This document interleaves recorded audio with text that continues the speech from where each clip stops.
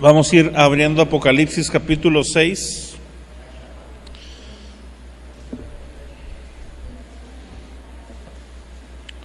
Comienza lo que es la parte de los juicios de Dios.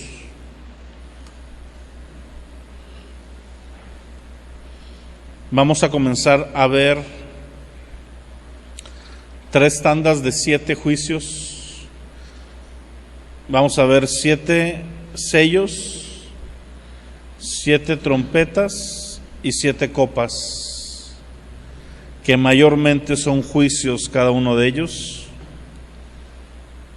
Y hay 2 posturas cuando estudiamos Apocalipsis. Yo me inclino pues a la que voy a enseñar, obviamente, pero pues tengo el deber de mencionar la otra también. Hay una postura que dice que estos 3 tandas de 7 es lo mismo, pero visto de diferente forma y haciendo un énfasis. Sí, como que se acaban los 7 juicios de los 7 sellos, y luego las 7 trompetas es otra forma de abordar las mismas 7 cosas. Y luego las 7 copas es otra forma de enfatizar las mismas 7.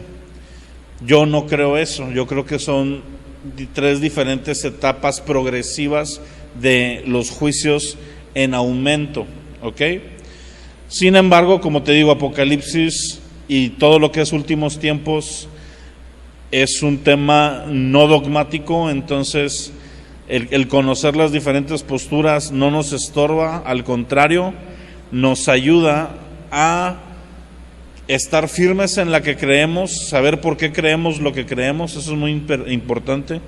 Si a ti te preguntan ¿por qué crees lo que crees?, la respuesta no puede ser porque mi pastor me lo enseñó o porque eso así es en cielos abiertos. No, es pues por esto, o sea, están estas cosas en la palabra que me inclinan a tomar esta postura, aunque vemos que hay otras posturas que tienen principios interesantes.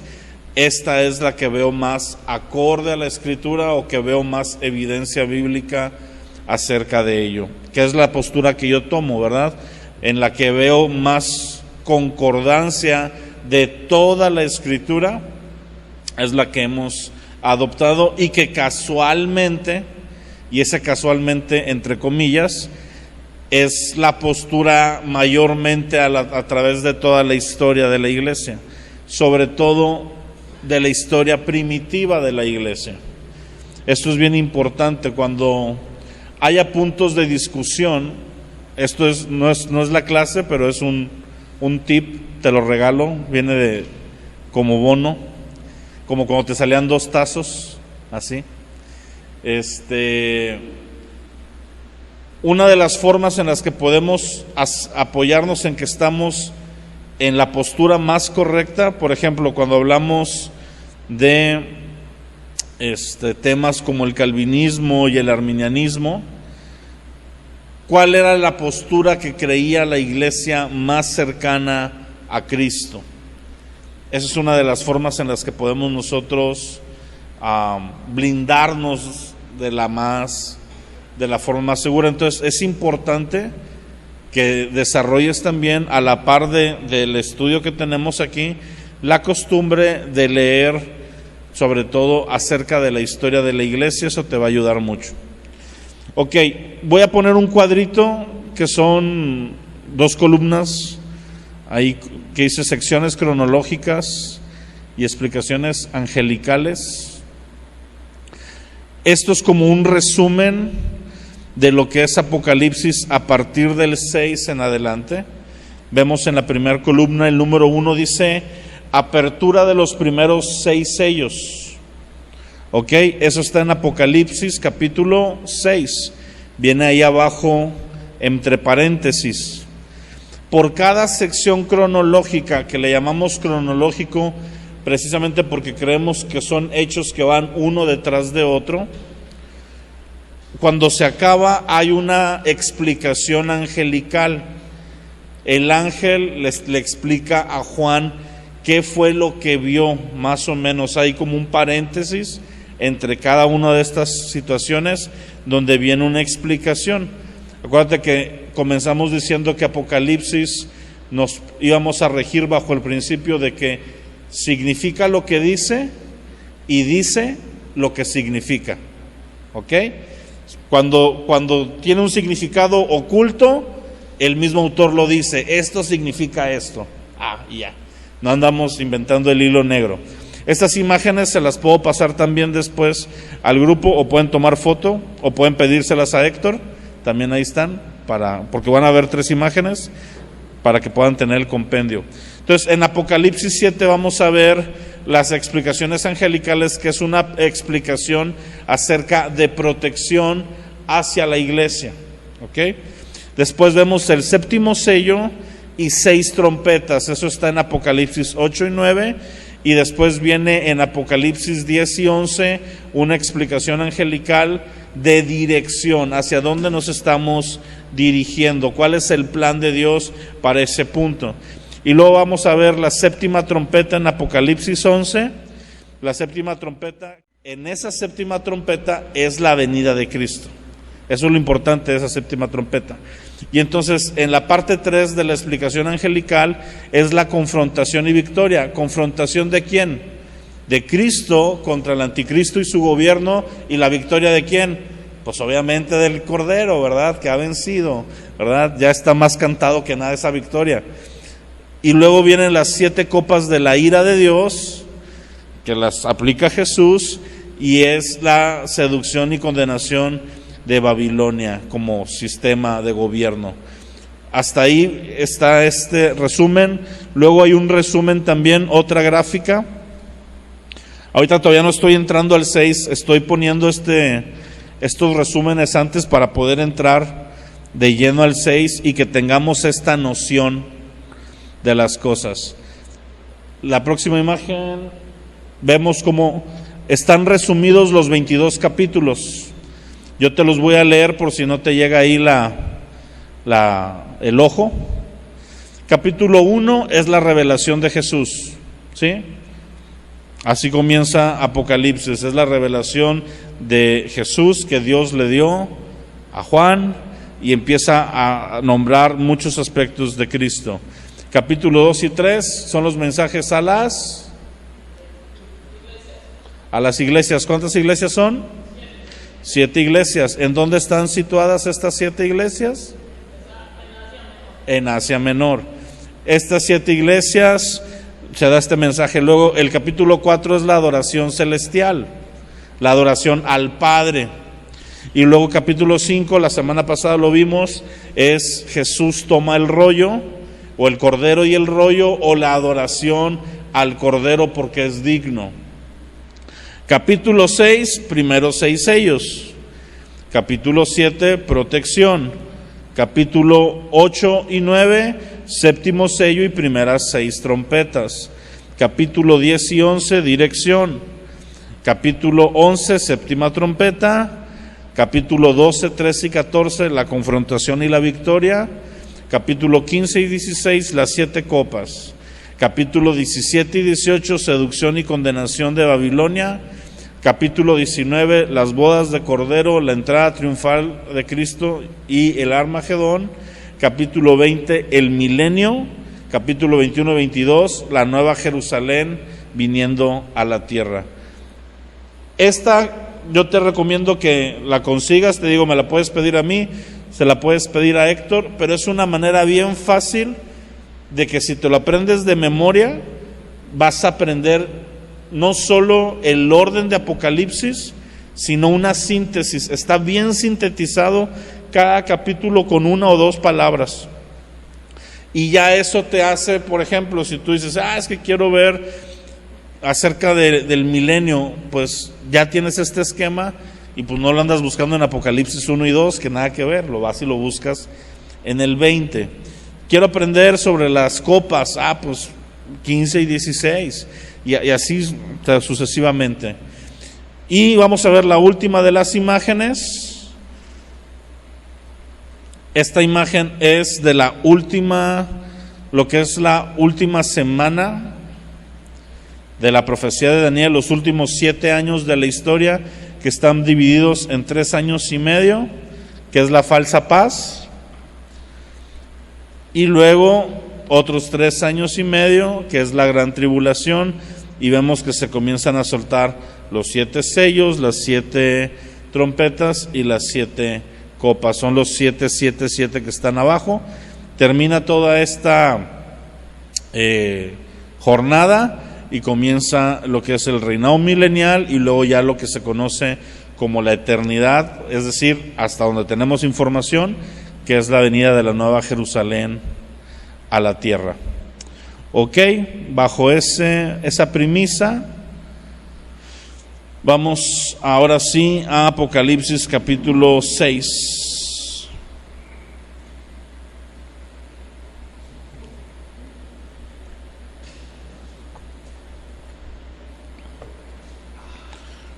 Como micro resumen, nada más recordar qué pasó en el 5. En el 5 Jesús toma el rollo. Dijimos que este rollo es el título de propiedad de la tierra, donde viene escrito, algunos le dicen el plan de batalla, los argentinos, así le dicen. Yo no uso tanto ese término, pero pues viene lo que es la última etapa de la humanidad y va a ir destapando cada uno de estos sellos. Dice, y vi cuando el Cordero abrió uno de los sellos, y oí a uno de los 4 seres vivientes decir con voz como de trueno, ven y mira. Y miré, y aquí un caballo blanco, y el que lo montaba tenía un arco, y le fue dado una corona, y salió venciendo para vencer. Muchos a lo largo de la historia este versículo se lo atribuyen a Cristo, pero este versículo no tiene nada, es lo más lejano a Cristo. Aquí esta es la figura precisamente del anticristo. El primer sello es la manifestación del anticristo, ¿ok? Y representa un gobierno, tiene una corona, un gobierno que va a salir venciendo para vencer, un gobierno que va a dominar las naciones, va a establecer, acuérdate, el pacto de falsa paz con Israel, va a traer una aparente paz y orden a Medio Oriente, y con eso a toda la tierra. Las naciones se van a maravillar, y tiene un dominio militar, pero me gustó mucho una observación que hizo mi pastor, y menciona que tenía un arco, pero no menciona las flechas, y eso representa esta falsa paz, ¿verdad? Donde vengo con un armamento, pero que no voy a usar, supuestamente. Claro que sabemos que después va a dar la vuelta, ¿verdad? Y este primer sello, el anticristo como tal, es un juicio. Cada uno de los 7 sellos son juicios de Dios a la tierra, ¿ok? Ojo, hago este énfasis, de Dios a la tierra, no a su iglesia. Ahora, ¿la iglesia va a estar ahí? Mi postura es que sí. Siempre te he dicho que mi postura es una postura de que la iglesia cruza la gran tribulación. Número 1, y la que encuentro más lógica de por qué, es porque si no hay iglesia, no hay quien pueda sostener a la tierra en medio de la gran tribulación en cuanto a predicación y esperanza. Que el no creyente pues no es creyente. ¿Qué necesita el incrédulo para convertirse? Pregunta del millón. ¿Qué necesita el incrédulo para poder convertirse? Que le hablen de Cristo. Eso, ¿sí? ¿Cómo pues oirán si nadie les predica? ¿Sí? Entonces que la iglesia sea quitada, pues es quitar al pregonero de justicia. es quitar a Noé antes de la inundación. ¿Sí me entiendes? Que anunciaba, hey, nos va a cargar el payaso a todos, hay que echarle ganas, hay que convertirnos, hay que venir a Cristo. Bueno, en su tiempo era arrepiéntete y súbete al arca, ¿verdad? Pero había un pregonero, había un pregonero de justicia. Entonces, si la iglesia es quitada, no hay quien predique. Acuérdate que la iglesia, lo vimos creo que fue la semana pasada, cuando te hablaba de cómo Jesús dijo que la iglesia era la sal de la tierra, y la sal tiene la función de preservar, de ser preservadora. Entonces, es la iglesia predicando y accionando en milagros, en señales y en prodigios, quienes van a desatar los juicios de Cristo precisamente. Es Cristo el que los ejecuta, pero la iglesia forma parte indispensable al orar para que estos juicios sean ejecutados. ¿Sí me entiendes eso? La iglesia forma una figura parecida a la de Moisés. ¿Moisés traía los juicios contra Egipto? No. Los juicios los traía Dios. Pero ¿al son de quién? Al son de Moisés. Están muy calladitos. Y Héctor, que está hablando, hasta habla en voz baja. Moisés, ¿verdad? Sin miedo, no estoy regañando a nadie, y si te equivocas, pues te digo, no es así, pero si sí es así, ¿verdad? Entonces, la iglesia va a tomar esta figura parecida a la de Moisés, de empezar a orar, ejecuta los juicios, y es Cristo, el sumo sacerdote, el Moisés mayor, por así decirlo, quien desata los juicios, ahora sí desde el cielo, con la finalidad de que los juicios tienen las siguientes finalidades. Ya se los he dicho, pero se los vuelvo a repetir por si no lo has apuntado. Número 1, con la finalidad de purificar. Los juicios purifican y preparan la tierra para la llegada de Cristo. ¿Ok? Es como destruir. Acuérdate que hay un principio que vemos en Jeremías, que antes de edificar, primero tienes que arrancar, derribar, destruir y no me acuerdo cuál es el otro cuarto verbo que usa, pero son 4 verbos: arrancar, derribar, destruir, y creo que es desarraigar, podría estar ahí equivocándome, y después es plantar y edificar.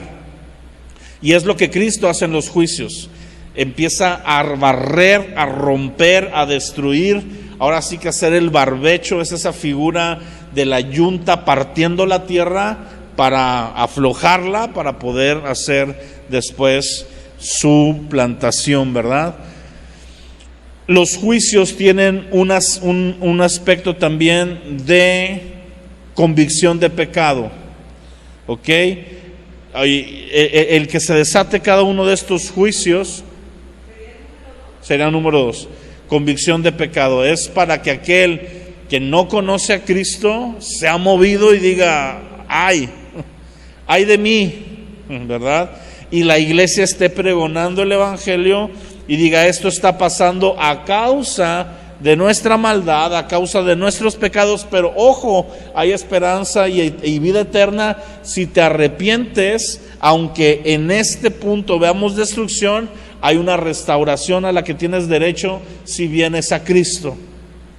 Es un mensaje para el perdido y es una oportunidad. El tercero es un medio de oportunidad para que la iglesia presente el evangelio.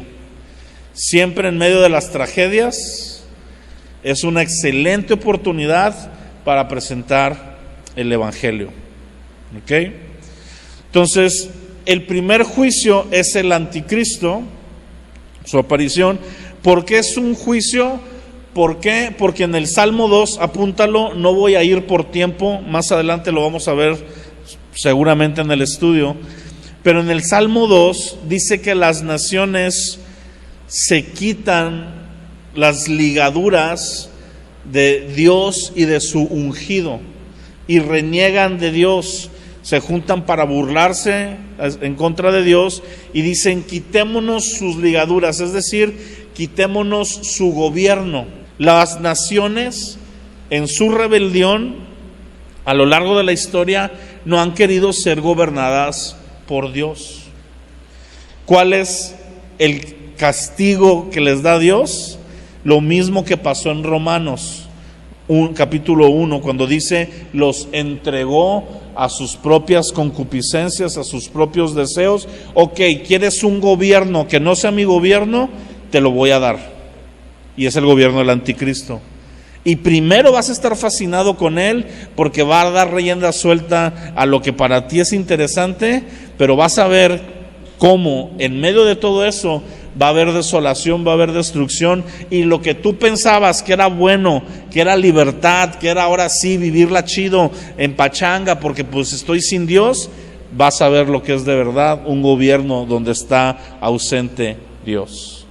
Y eso es lo va a probar la humanidad. La iglesia va a ser la contraparte, va a ser la parte que va a mostrar, hey, miren, todavía alcanzan a arrepentirse. Nosotros que estamos bajo el gobierno de Cristo y estamos siendo perseguidos por el otro gobierno, pero mira, permanecemos en medio de las tinieblas, en medio de la oscuridad, en medio de la aflicción. No podemos comprar ni vender, pero Dios nos da comida. No podemos acceder a medicinas, pero Dios nos sana. Estamos viviendo el tiempo de la mayor avivamiento dentro de la iglesia.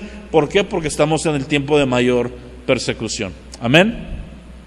Entonces, cuando se abrió el segundo sello, oí al segundo ser viviente que decía, ven y mira. Salió otro caballo bermejo, y el que lo montaba fue dado poder de quitar de la tierra la paz, y que se mataran unos a otros, y se le dio una gran espada. ¿Cuál es el segundo sello? La guerra. Estos son los que son conocidos en el ambiente coloquial como los 4 jinetes del Apocalipsis, que es el anticristo, guerra, hambre y peste o enfermedad. Ahorita los vamos a ver. Y esto ya lo estamos viendo en cierta medida, pero en el tiempo de la gran persecución esta guerra va a ser mayor, y esta guerra se centra básicamente en contra de 2 figuras, en contra de Israel y en contra de la iglesia. Sí, esta ya es la parte donde la primera es su aparición con todo y el periodo de falsa paz, y luego ya su revelación. Pero la guerra la comienza a traer finalmente él mismo. El que primero trajo paz desata guerra, pero contra la figura, es bien importante que entendamos esto, contra Israel y la iglesia. ¿Por qué contra Israel y contra la iglesia? Porque son las 2 figuras proféticas que hablan acerca de Jesús, de Dios, de su amor y de su gracia. Las naciones van a estar hechas una, y va a haber un bloque que va a estar a favor de Israel. No todas las naciones, no el 100% de las naciones se rinde al anticristo, pero son muy pocas las que se ponen a favor de Israel. ¿Ok? Y en esa guerra, en ese bloque de guerra, hay toda esta situación de muerte, destrucción. Va a ser una guerra como la que no hemos podido nosotros vislumbrar. No estamos en un país donde veamos guerra seguido. Nosotros vemos violencia por el narcotráfico y todas estas circunstancias, pero no es lo mismo que una guerra civil, como por ejemplo la que sí se está viviendo todavía en Rusia, Ucrania, en toda la zona, la franja de Gaza, etcétera, donde literalmente hay bombas, hay tanques, hay ataques en cualquier momento. Y eso va a ser ahora en las naciones general. ¿Por qué? Porque volvemos a lo mismo. Las naciones que no estén propiamente en el territorio de Israel, pero estén a favor de Israel, van a ser atacadas. Entonces va a haber una devastación increíble. Luego viene el tercer sello. Cuando abrió el tercer sello, oí al tercer ser viviente que decía, ven y mira. Y miré, y aquí un caballo negro, y el que lo montaba tenía una balanza o una báscula antigua en la mano, y oí una voz de en medio de los 4 seres vivientes que decía, 2 libras de trigo por 1 denario y 6 libras de cebada por 1 denario, pero no dañes el aceite y el vino, o el aceite ni el vino. Esta es la parte del hambre. Cuando habla de la balanza, habla de cuánto va a pesar y cuánto va a costar, y 2 libras de trigo es muy poquito, ¿sí? ¿Cuánto es 2 libras? 1 kilo y cachito, ¿no? Así, puntito, ¿o es el kilo exacto? Poquito menos. Ahora imagínate, menos de 1 kilo de trigo, ¿cuánto cuesta? 1 denario. El denario es el salario diario de aquella época. 1 denario es lo que ganaba una persona por un día de trabajo. ¿Cuánto pan podrás hacer con menos de 1 kilo de trigo? Pues nada, ¿sí? Y cuesta mucho, cuesta todo tu trabajo de un día. Entonces, si lo ponemos equivalente, lo que un hombre trabaje un día, no le va a alcanzar para sostenerse, ni siquiera a él, menos a su familia. Estamos hablando de el hambre en este sentido, donde las cosas se van a encarecer, donde literalmente va a ser destruido, aparte de ¿cómo se llama? En medio, y es como una escala, es como una escalera. La guerra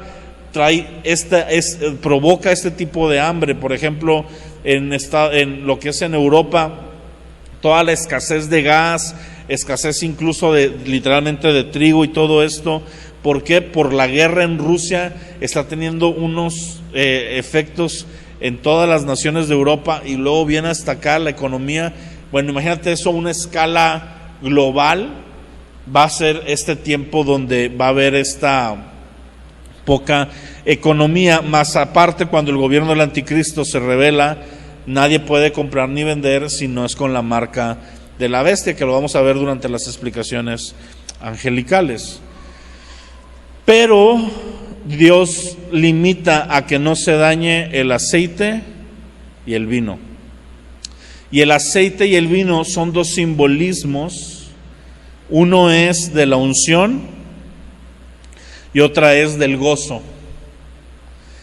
Y esto representa cómo en medio de la destrucción y de la persecución, la iglesia va a mantener la unción y va a mantener el gozo del Señor, ¿sí? Y va a ser esta unción, pues es parte de la que va a equipar a la iglesia de ese tiempo para poder multiplicar la comida, para poder orar por alimentos y que alcance para todos esos grupos de personas que están huyendo, que están escondidas, que están siendo perseguidas, y oran y Dios les trae comida cuando no hay comida. Eso va a ser glorioso. Todos nosotros en cierta medida hemos vivido milagros de provisión. Bueno, en aquellos entonces va a ser lo diario, lo normal, lo común, ¿verdad? Pero va a ser bien especial, y es ahí donde el mundo va a decir: a ver, espérame, yo que estoy aceptando el gobierno del anticristo, yo que sí lo estoy recibiendo, como quiera me veo en escasez, porque volvemos a lo mismo, quiero recordar esto cada vez que pueda. Estos juicios son para quebrar al mundo. ¿Por qué quebró? Pregunta retórica. ¿Por qué quebró Dios a Egipto antes de sacar a Israel? Estamos de acuerdo en que lo pudo haber sacado sin destruir Egipto. Entonces destruyó Egipto con una razón. ¿Quién da más? ¿Quién da menos? De hecho son varias razones, pero hay una en particular que quiero tocar. Y es la misma aplicación que para ahorita. Esa figura de Dios destruyendo Egipto es una sombra y figura de Jesús trayendo los juicios al gobierno del anticristo. ¿Quieres decir algo, Chuy?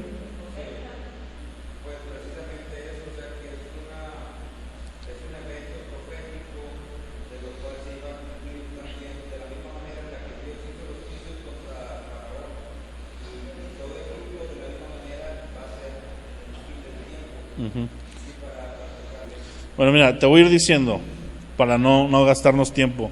Una de las razones importantes fue demostrar su poder por encima de los otros dioses. Y aquí es mostrando Dios su poder por encima del anticristo y del gobierno del mundo. ¿Okay? ¿A quién le tiene que demostrar eso? ¿A la iglesia o al inconverso? Al inconverso. La iglesia, en teoría, ya sabemos que es más poderoso, que muchos en ese entonces van a decir, ay, sí estoy con el bueno. Ok, pues sí, también parte de la iglesia inmadura, ahí va a abrir los ojos y decir, qué padre, estoy con el que está bien. Pero el mundo va a decir, espérame. ¿Cómo que tú me prometes que tú eres el chido, que tú eres Dios? Porque acuérdate que el anticristo se va a llamar a sí mismo Dios y va a estar en contra de toda figura de adoración. Y entonces tú me estás diciendo que tú eres Dios y que tú nos puedes preservar, pero el otro Dios que tú estás, con el que tú estás peleando, en el momento que quiere, destruye nuestra seguridad, destruye nuestra provisión y andamos pariendo cuates. ¿Y qué onda con eso? Pero número 2, y esto es muy importante, y esto es para la iglesia: destruye el mundo y destruye Egipto para que no tengamos nada que anhelar de ellos. ¿Sí? Egipto quedó tan devastado que nadie se le antojaría vivir ahí. Y era una forma de mostrarle al pueblo de Israel que no tenía nada que envidiar de otros pueblos. Sin embargo, ¿cuál era la primera mensada que decía Israel cuando estaba en necesidad? ¡Ay, nos iba mejor en Egipto! Pero no es cierto, en Egipto eran esclavos. En Egipto no les iba mejor. Y la destrucción de Dios a Egipto y ahora al gobierno y al sistema del mundo, a Babilonia, al anticristo, es una forma de mostrarle a la iglesia: no tienes nada que amar en el mundo, no améis al mundo y nada de lo que hay en el mundo, no hay nada deseable allá. Y te lo voy a terminar de demostrar. Todo este tiempo, todos estos años te lo dije, que no había nada que envidiar, pero de alguna manera tú eras deslumbrado, deslumbrada por los patrones o los principios que el mundo te mostraba. Bueno, ya llegó la hora de revelarte y mostrarte que no tiene nada que hacer contra mi reino. Y ahora sí voy a desplegar ya no va a ser por fe, ya no va a ser creo sin ver, ahora vas a ver la gloria y el poderío del Dios al que has seguido, al que has servido y en el que has creído, y cómo despliega su poder. Yo me emociono. Sí, yo digo, a la bestia, o sea, esto se va a poner, pero con todo, es como cuando, no sé ni con qué compararlo. Cualquier comparación quedaría chica. Sí, pero va a ser glorioso, iglesia. Entonces nosotros tenemos que saber esto. ¿Por qué? Porque cuando estemos viendo la catástrofe, en vez de decir, ay, nos está yendo de la patada, es decir, aguanta tantito, porque ahorita, en breve, se va a manifestar la gloria de Dios. En breve se va a manifestar su poder. Y entonces viene este tiempo de hambre y de destrucción. Luego, cuando abrió el cuarto sello, oí la voz del cuarto ser viviente que decía: ven y mira. Y miró un caballo amarillo, y que lo montaba el que tenían por nombre Muerte, y el Hades le seguía, y le fue dada potestad sobre la cuarta parte de la tierra para matar con espada, con hambre, con mortandad y con las fieras de la tierra. Cuarta parte de la humanidad muere con este sello, donde va a haber peste, va a haber mortandad, y vuelve lo mismo, todo se da en un ambiente de una cosa por otra. ¿Te acuerdas? Ahorita es medio gracioso, en su momento no era tanto, y cuando llegue esto va a ser totalmente más drástico. Pero ¿qué fue de las primeras cosas que se acabaron en las tiendas cuando hubo la pandemia? El papel de baño. Digo, a mí me daba risa, ¿verdad? Porque decía, pues, ¿qué onda? Ahora que fue la crisis del agua en Monterrey, ¿qué se acabó? El agua. A mí me estaba contando el pastor Alan, ahora que fui a la boda, que durante la escasez del agua, gente de Monterrey viajaba hasta Saltillo para comprar botellas de agua y poder regresar a Monterrey con ellas, porque en Saltillo no había escasez. Yo digo, wow. Ahora imagínate una peste, una mortandad de enfermedad que destruya una cuarta parte de la tierra, todo lo que se va a desencadenar ahí. Por una cosa, ¿cómo sigue la otra? Oye, pues estamos enfermos y queremos comida y vamos a salir a pelear por la comida y por el agua y por el papel y por todo lo que hay así. Tú ves en lugares donde pasa una tempestad o algo y no hay una ética en la gente, vacían las tiendas, entran a Walmart, entran a los Oxxos, toman por la fuerza. Bueno, todo esto va a ser una cosa por otra, al punto que las bestias de la tierra, osos, leones y todos de la misma zona cercas en las que anden, va a estar tan devastado que van a estar en convivios y matándose unos a otros. Una cuarta parte de la humanidad. ¿Sabes lo que es una cuarta parte de la humanidad? O sea, agarra el mundo, pártelo en 4 y quítale una. O sea, es muchísimo. Es tanto que usa ese término, una cuarta parte, y no menciona cuánta es por número. Porque la Biblia no tiene problemas para decir números, ¿verdad? Entonces está haciendo un énfasis en mostrar que es una cuarta parte de la tierra. Cuando abrió el quinto sello, vi bajo el altar las almas de los que habían sido muertos por causa de la palabra de Dios y por el testimonio que tenían. Ojo, hay dos posturas. Una postura es que son todos los mártires de toda la historia, y otra postura es que son los mártires de este periodo de la historia. Cualquiera de los dos es aceptable. Yo abarco el de toda la historia. Yo me quedo con la primer postura. Sí, porque dice, habían sido muertos por causa de la palabra de Dios y por el testimonio que tenían, y no lo limita a tiempo, no dice en esta época o en este sello o en esta tribulación. Pero en esta época, acuérdate que el creyente va a ser perseguido, y tú y yo tenemos que estar conscientes que si nos tocara vivir esa época, muchos de nosotros estaríamos llamados al martirio. Es decir, mártir significa, ¿qué significa mártir? Fíjate, esa es nuestra definición. Pero mártir originalmente es testigo. Cuando la Biblia dice, y me serán testigos, usa la palabra marturios, serán mártires. Y va uno con la otra, es un testigo, alguien que da fe de Cristo, pero al límite máximo, que es incluso morir por lo que estás diciendo que crees. Eso es lo que te vuelve mártir. Nosotros entendremos mártir ya en el contexto de la parte del sufrimiento, pero tiene más que ver con estar negado a la vida por defender verdaderamente lo que crees. ¿Ok? Estos mártires son creyentes que van a tener la opción de negar a Cristo y estar en paz, o de abrazar su fe y proclamarla y vivir persecución, vivir tormentos y llegar hasta muertes, y no muertes sencillas, muertes tortuosas. Cuando tú y yo vemos cómo morían los mártires de las primeras épocas de la iglesia, es tremendo las formas en las que los mataban, y hoy en día hay una persecución encarnizada en Medio Oriente que nosotros como iglesia occidental no alcanzamos a entender, pero ya en esta época es todo creyente va a tener la oportunidad de ser martirizado, por así decirlos, pero va a haber unos cuantos que realmente van a vivir un martirio increíble.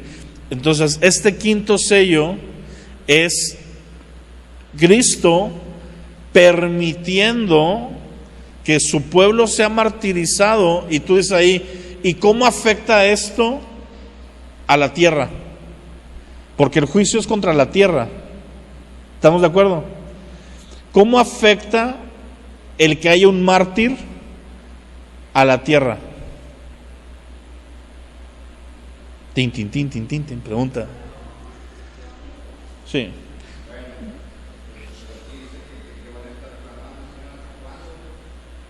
Bueno, déjame terminar esa parte, fíjate, y dice: y clamaban a gran voz diciendo, ¿hasta cuándo? Fíjate la oración de los que están ahí. Señor santo y verdadero, no juzgas, aquí está la clave, y vengas nuestra muerte en los que moran en la tierra.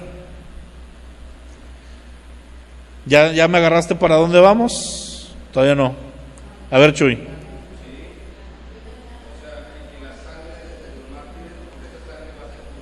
Exactamente.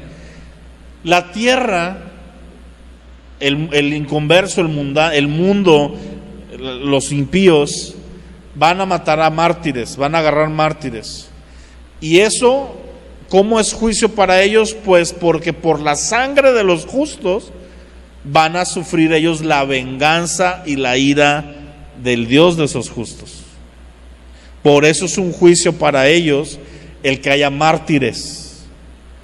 Porque para Dios la vida del mártir es preciosa. Dice, preciosa es ante los ojos del Señor la muerte de un justo. Y para el justo que está martirizándose y muriéndose, es una de las coronas más grandes que puede llevar un creyente, de decir, aguanté y di mi vida por el Cordero, como el Cordero la dio una vez por mí. Y me tuvo por digno, porque tú dices, ay, qué feo que me toque ser mártir. No, mi amado, que te toque ser mártir es que Dios confía tanto en ti, que no lo vas a negar, que te permite cruzar por eso. Que Él sabe que en el momento más difícil de tu vida te vas a mantener firme. Y eso es hermoso. Que Dios piense de ti así, wow. ¿Sí? Como Job, que le dice a Satanás, ¿lo has considerado? Ah, pero porque tú lo bendices, quítale todo y vas a ver cómo no. ¿Sí? Como de David, que antes de que pasara toda la historia, Dios ya había dicho, Él me va a obedecer en todo lo que quiero. O sea, no es que tengo que vivir para verlo, es que ya sé lo que va a hacer porque conozco su corazón. Y luego andamos nosotros agüitados, no, hombre, es que la estoy viendo bien difícil, hasta hacemos chistes, Dios, ya no quiero ser de tus mejores guerreros. Pues es parte de la broma, pero es en serio, o sea, sí es cierto. Dios permite porque si sabe que no la vas a librar, no te deja cruzar por eso. Dios no permite una prueba que sabe que no podemos cruzar. Si le estamos cruzando es porque Él sabe, una de dos, que vas a aguantar, o te va a dar juntamente con la prueba la salida. Y la salida muchas veces en el martirio pues es la muerte, es terminar muriendo. Pero que te mueras tú, que se muere un mártir y se levantan cientos de creyentes nuevos. Por cada mártir en la iglesia primitiva que se moría, se levantaban cientos de nuevos cristianos que decían, esa familia dio su vida por Cristo, tiene que ser real lo que ellos están creyendo, queremos ese Dios, queremos ese Cristo. Los mismos soldados romanos que los llevaban a ser torturados se convertían y se bautizaban y se iban y mataban junto con ellos por amor a Cristo, porque no hay nada más poderoso para dar el testimonio de Cristo que la vida de los mártires. Y aquí la pregunta que hago siempre interesante es, ¿qué tanto estamos dispuestos a pasar? Y hazlo en una escala de examinarte de cómo estás ahorita. ¿Sí? Porque si ahorita estás lloriqueando porque se te fue el internet, ¿sí? Yo tenía un conocido, era mi sobrino, pero mi sobrino estaba chiquito, ¿verdad? Y no es Carlos ni Grecia, es Miguelito. Pero me acuerdo que Miguelito se le iba el internet y ahí sí clamaba a los 4. ¿Por qué, Dios? Pero hacía un drama. ¿Por qué me quitas mi único día de diversión? Una vez que se le fue el internet en el día libre que tenía de la escuela. Y verdad, y estaba agarrándose la cabeza. Así somos muchos cristianos a veces. Lloramos por cosas que ya no deberíamos de llorar. Entonces, cuando leemos esto, también es una invitación a nosotros de ir como que diciendo, a ver, Señor, pues me tengo que ir quitando el afecto por muchas cositas que ahorita tengo cierto afecto. Sí, ahorita me gustan ciertas cosas que en ese entonces ni van a estar disponibles, y si estuvieran ni las quisiera. Te hago una pregunta, no me respondas, pero imagínate, ¿cuántos quisieran una tele de 70 pulgadas? No, pues yo. Pregunta, en este punto de la historia, ¿de qué te va a servir tener una tele de 70 pulgadas? De nada, ni vas a tener casa. ¿Sí? Las iglesias, vámonos a las iglesias. No, es que nosotros queremos tener sillas que den masaje y tengan para poner palomitas y refrescos y se inclinen, ¿verdad? ¿De qué nos van a servir esas cochinas sillas? ¿Sirven más estas, verdad? ¿Te las llevas a donde andes huyendo para poder sentarte un ratito? Pues sí, la verdad. Pero como iglesias gastamos dinero en luces, video, proyector. No, ¿qué vamos a andar proyectando en la gran tribulación si lo que vas a querer es que no te vean? ¿Sí me entiendes? O sea, entonces la dinámica, y no digo que esté mal tenerlo, tenemos sillas, tenemos un proyector, y si Dios quiere vamos a climatizar la iglesia porque pues el calor está feo, ¿verdad? Pero el punto es, lo podemos tener, pero nunca debe de ser algo que nos defina o algo que nos desvele, ¿sí? Y si lo tenemos, gloria a Dios por tenerlo, y si no lo tenemos, gloria a Dios, porque si no lo tenemos es por algo, en lo que sea, ¿sí? Auditorio propio, ¿verdad? No, es que como iglesia, me han dicho otros pastores, pero ¿para qué rentas? Ya hazte de tu auditorio. Y sí, un día queremos tener nuestro propio terreno, y tengo un proyecto y tengo dibujos y planes de tenerlo, y hace años andábamos viendo la oportunidad de financiar un terreno. Sí lo queremos, pero a la vez va a haber un momento que esos terrenos no van a servir de nada, porque no nos vamos a poder reunir ahí, vamos a estar huyendo, van a ser del mundo, se lo va a adueñar el mismo gobierno del anticristo. Entonces, usemos las cosas terrenales a favor del reino, pero no dependamos de nada de esta tierra. Esa es la enseñanza que puedo ver en esta parte. Versículo 12, bueno, espérame, 11, y se le dieron vestiduras blancas. Las vestiduras blancas hablan de una honra, de un honor, pero también de una pureza por su martirio. Y se les dijo, descansen todavía un poco de tiempo hasta que se completara el número de sus consiervos y sus hermanos, que también habían de ser muertos como ellos. Es decir, hay un número determinado que Dios tiene, que en la gran tribulación se va a cumplir. Miré cuando abrió el sexto sello, y aquí hubo un gran terremoto.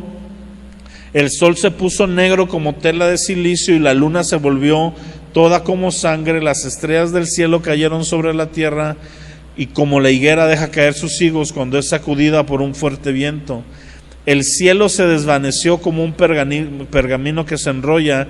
Todo monte y toda isla se removió de su lugar. Los reyes de la tierra, y los grandes y los ricos, y los capitanes y los poderosos, todo siervo y todo libre, se escondieron en las cuevas entre las peñas de los montes, y decían a los montes y a las peñas, caigan sobre nosotros y escóndanos del rostro que está sentado, de aquel que está sentado sobre el trono, de la ira del Cordero, porque el gran día de su ira ha llegado, y quién podrá sostenerse en pie. Este último sello ya tiene que ver con catástrofes naturales, que también están descritas en los profetas, ¿verdad?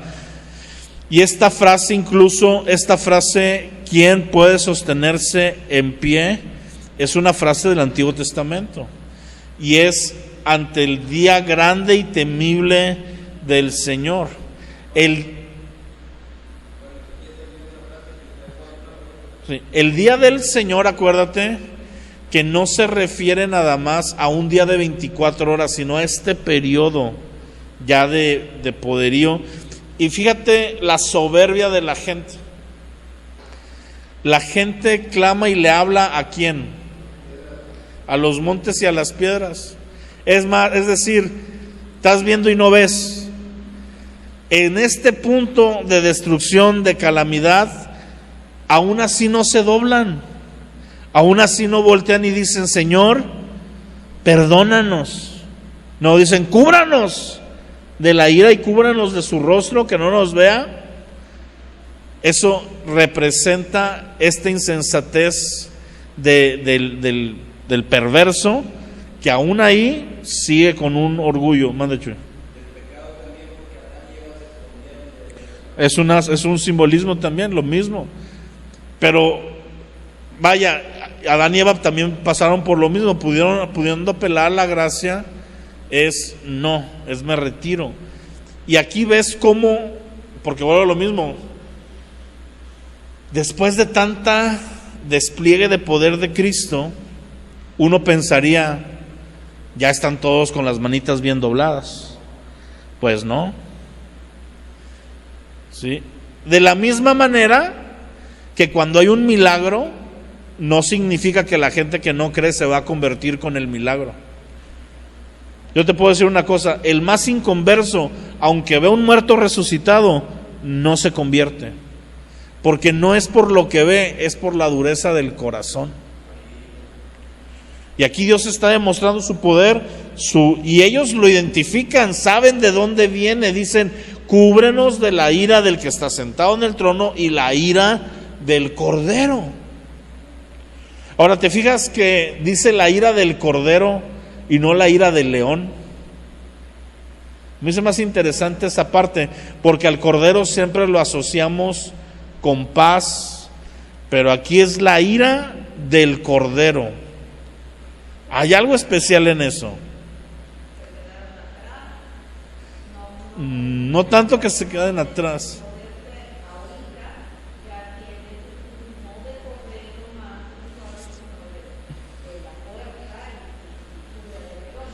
Sí, pero a la vez sigue mostrándose como que, o sea, él se está mostrando como el Cordero. Es la ira del Cordero, o sea, él mismo la está desplegando de su lado de Cordero, es decir, todavía la parte fuerte no viene. ¿Sí me explicas? Esta es la ira del Cordero, que normalmente no manifiesta tanta ira.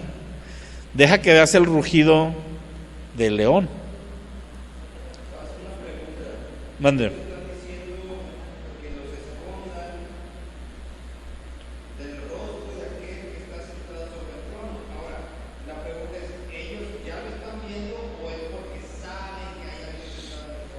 Yo creo que en esta parte ellos saben, por testimonio de la iglesia, porque es cuando todo ojo lo ves hasta que viene. Uh-huh. Sí. Ahora, acuérdate que todo esto es un cuadro también medio poético, ¿verdad? Donde estamos viendo las dos partes. Y claro que va a pasar, pero a la vez usa cierto lenguaje, Juan, que se puede aplicar de esa manera. Donde volvemos al mismo, lo que podemos sacar al final es ese orgullo de aún en ese punto no doblar las manos. Y a mí esa parte me impresiona, porque yo digo: ¿qué tiene que pasar a las naciones para que entiendan? Y pues la respuesta es lo que va a pasar: total destrucción. Que aquí estamos viendo, todavía nos faltan un sello, nos faltan las 7 trompetas y nos faltan las 7 copas. Nos falta mucho. Entonces, hasta ahorita, pues estamos viendo esto, y pues que ahora sí que dice, como diría el viejo y conocido refrán, pero en buena onda, que Dios nos agarre confesados, a la iglesia que nos agarre bien, que nos agarre en sintonía, con aceite, con vino, con un corazón puro. Por eso dice Pablo: ¿saben qué? Ya las obras de las tinieblas, ya déjenlas, ya deséchenlas, vivan en las obras de la luz. Dicen Romanos: porque está cerca la mañana, ¿verdad? Y esa mañana se refiere a la venida del Señor. Entonces, hoy como nunca está más cerca que nunca, y mañana va a estar más cerca que hoy, y pasado más que mañana, ¿verdad? Entonces, en vez de decir, no, pues ¿sabes qué? Podemos descansar un poquito, no, es entre más avanzamos, más las pilas nos tenemos que poner. Por eso dice la palabra, el que peque, pues peque más, y el que esté en santidad, santifíquese más. O sea, vamos a echarle todos los kilos, que en mi caso son muchos, entonces vamos a echarle ganas. Padre, te damos gracias en esta hora por recordarnos el inmenso poder que tú vas a demostrar en este marco de los últimos tiempos, Señor.